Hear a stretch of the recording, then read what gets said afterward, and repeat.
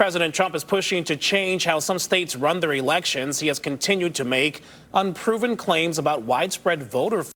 The Republicans should say, we want to take over. We should take over the voting in at least 15 places. The Republicans ought to nationalize the voting. And that was the president speaking on Monday. The U.S. Constitution gives states the power to run elections, not the federal government. And the president's comments have some Democrats raising alarms. But what do Ohio lawmakers think about all of this? Our Columbus Bureau reporter Morgan Trout found out.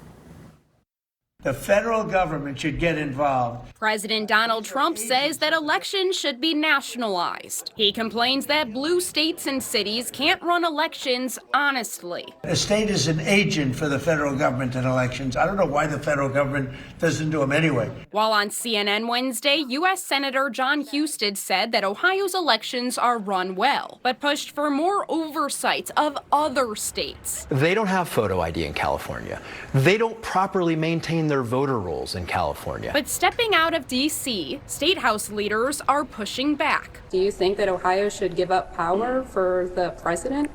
Well, the state of Ohio should be in charge of the state of Ohio's elections. House Speaker Matt Huffman says Ohio's elections are fine the way they are. I don't think that the states in any way should give up their elections. For one thing, is federal government going to come in and run a township trustee election? Elections law expert Atiba Ellis says that the president doesn't have the authority to federalize elections. If Congress chooses to make changes regarding federal elections and federal elections only, Congress can do so. The president cannot declare that the Republican Party or whomever can take over elections. What he can do, Ellis says, is push the states to mirror federal law. Congress can set law in regards to federal elections, which states would have to follow.